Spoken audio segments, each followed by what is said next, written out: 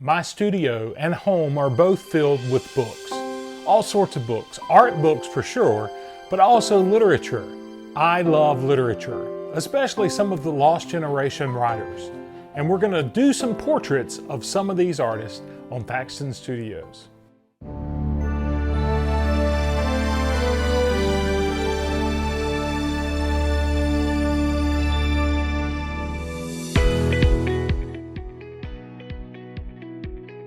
Portraiture can be rewarding and a lot of fun, but it's also a lot of responsibility and a lot of pressure.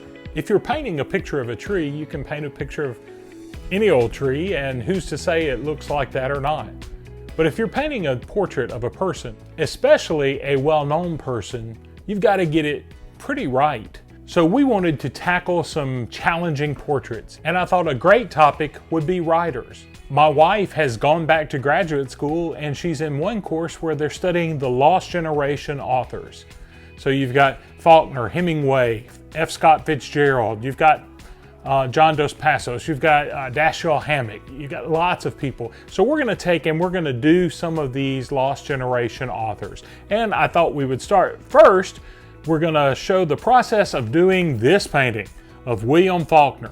William Faulkner is a Mississippi writer and near and dear to my heart, being a Mississippi artist. So let's take a look at the process of painting this illustration of a portrait of William Faulkner.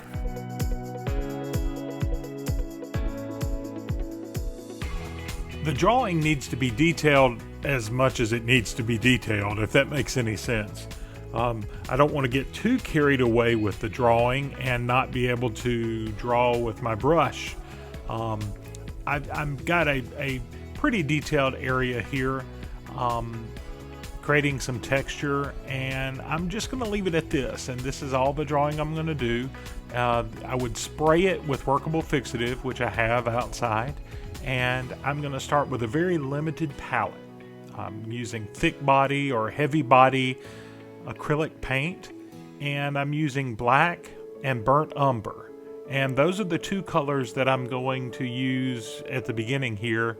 And no other colors, just to lay in some of my darkest darks to start with. I'm going to allow a scumbling kind of emotion. This is illustration board that I'm doing it on, so it's not got a lot of texture, but if you use a dry brush effect, even on smooth paper, you can get a dry brush texture. And that's what I'm doing here with the acrylic. And I'm scumbling, so not adding any water to it until I get to the point of wanting to get a transparent feel with this burnt umber. The burnt umber is a warmer brown, and while it's still wet, acrylic dries very quickly, so I'm jumping in here as soon as I can and kind of removing some of that excess paint and just allowing some texture to happen and some drips and runs, and all of this just creates a neat texture here. Even dabbing out with a paper towel, which I used to never do with watercolor, but I'm using acrylic sort of like watercolor here, and I'm allowing some of these runs and things. I want kind of a rough look. I want some texture, the nitty-gritty. Faulkner's prose was like that, very rough textured. The Snopes family, just some rough characters, so I wanted this feel of even almost like grains of wood behind him, even though I'm not going to be that particular about explaining what this is. It's just shapes and color. Then I'm going to use some very thin acrylic paint and come in with some other colors, and I'm going to start basically layering in an underpainting that I can build on top of with thicker acrylic paint. And this is a yellowish kind of tone to start with. This whole painting is going to be a very warm palette.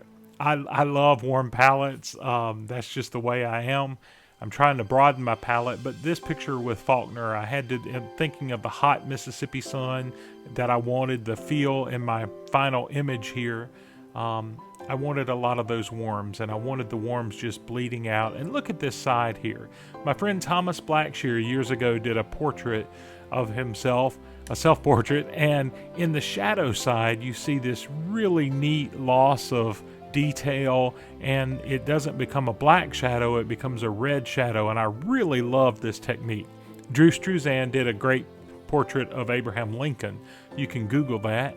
The Drew Struzan Lincoln portrait does the same feeling of in the shadows it goes to red.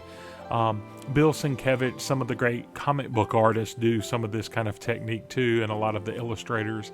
And this is my first attempt to try some of this. I'm not totally losing the edges, but I am losing the detail. I'm not going to paint inside the ear. I'm not going to paint some of those things. I'm going to try to keep the whole painting kind of loose, even filling in color. I'll go to a smaller brush. And notice the end of this brush. This brush has been just torn up and used, like rode hard and put up wet, talking about the horses and the cowboys. And this brush has really rugged edges, and therefore it's great for things like hair or eyebrows or scumbling in kind of areas, because it's not smooth. So the brush and the bristles they do some of the work for me without having to do that. Again, I'm keeping the shadow area just very simplified and suggested. I just need it to feel a little bit dark, but I'm not going to go crazy with details anywhere. In the mustache, I'm using that same brush, and look at those bristles. But it really does help when you're trying to do something like this. And I'm doing this as a very quick demo. This is not a painting that we can that I'm going to spend tons of time on. So I'm going to do a lot of scumbling at this stage, and then I will come back on top to smooth out with some thicker paint. But for now, and you see I was starting to come in with a lighter. I'm really concentrating on lights and darks. I'm just really concentrating on getting that lights and darks. And with the thicker paint, I can scumble across some of these areas and still see the paint underneath. So it's a glazing technique at this point. I'm bringing in a warm glaze. And one of the things that you can really do in some of your portraiture is around edges and wrinkled creases and things, bringing in some of those warms, reds or oranges, which kind of help curve the face away, and it's not just a black shadow in a wrinkle, but you're mixing in some color that makes it appealing. Now, one of the things I never used to do would be to use green in a portrait, but if you really start looking, and I'm looking at a black and white image here, so I'm making up the color, but in the shadow area or the 5 o'clock shadow area of a portrait subject, you really want to bring in some grays, some greens, because that gives the effect and the illusion of shadow and beard on a male subject. But bringing in those greens and gray colors really does just add another dimension there in the bottom part of the portrait. And a lot of times in the forehead, you're going to keep more of the yellows. I'm even going to take some of these colors and pull it up into the white hair just to unify the whole painting. Then coming in and just further developing the color, I want to get a little bit more warm color in here and see the nose and the forehead. And I keep bringing thicker paint on top to kind of make it look more like an oil painting or a thicker, smoother kind of painting, and just keep developing. I'll bring up darks and then have to bring up lights, and saving the really strong details of the eye toward the end also helps, because I can get everything pretty right. I had my drawing done pretty close, but then coming in with those very strong darks at the end, it just really makes it alive. I really like the feel toward the end of a picture. when the eyes start really coming out and those darks really start providing some really cool accent. Now, you don't want to do that over your entire portrait. You want to do that in certain areas, bring out the eyes, under the nose, the mustache, and the mouth. But I'm going to leave a lot of the rest of it suggested so that there is some variety. There's some soft and strong edges. And I may have wound up leaving the edge of that shadow a little strong, but I did like the idea of it curving over and then the shadow kind of going into the distance. I needed kind of a strong edge there. Might have overdone it a bit. And no painting is ever finished, especially a portrait. You just kind of quit on it at a certain point. And knowing when to quit is important instead of the just one more thing kind of thing. But I really kind of like how this is turning out. It's again a warm Mississippi feeling to it, and it's not overly detailed. There's some looseness to it, bringing out a few more details, a few more concentrating again on those lights and darks, and maybe a little darker under the chin, but not all the way over to the edge because I want that fading out. And I don't have to explain every little mark and what this is and what this is. There's a lot of texture in the human face, and looking at this photograph and referring back, I want to really try to bring out some of the nuances in the skin and the hair, and echoing the color from down in the painting up into the hair. He might not have had orange up in the hair, but in this painting it will work better if I echo some of that and kind of bring that color all across the painting. So we're getting down here toward the end, maybe a few details on the tie, but I don't want them too strong, so I'll paint them in and kind of dab them out. More and more I paint with paper towel or my fingers to kind of soften things. I get through the painting and it looks like I've done a finger painting, because I guess in a way I have. But it's a lot of fun doing this type of portrait, especially in acrylic, where it dries quickly and then you can immediately go back on top of it, let it dry for a couple of minutes, and then you're painting right back on top of it again. In oil, it's easier to make a mess and get a little muddy, or you have to wait for days at a time. But in acrylic, you can just keep piling it on like I'm doing here, thinking, hey, I needed to bring out a little bit more of the light tones, get some highlights going. And in the hair, not using the same brush, but still using that same idea of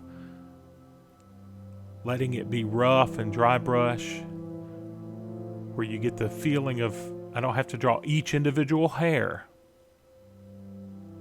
But the lost generation authors who went and lived in Paris and wrote there, these young people who had returned from war, World War I, and saw life differently. Really unique time and worth reading up on, and reading more about some of the other authors, which we will do in these upcoming episodes. So I am going to soften that edge a little bit, but that letting that color pop in that shadow area.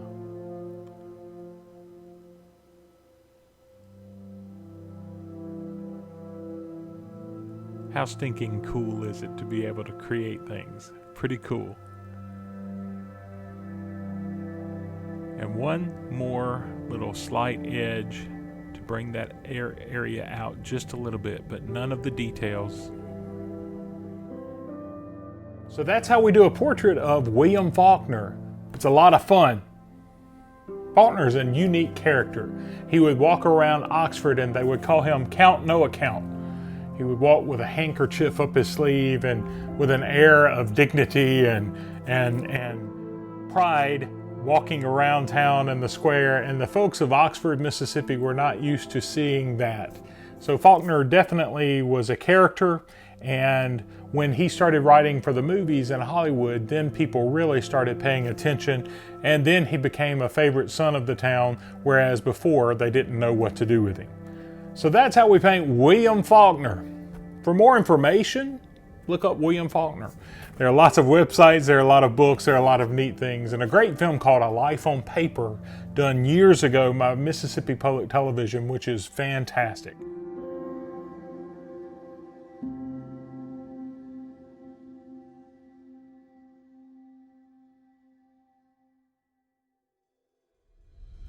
Please consider subscribing and telling your friends. I'm Anthony Thaxton. Thank you for joining us on Thaxton Studios.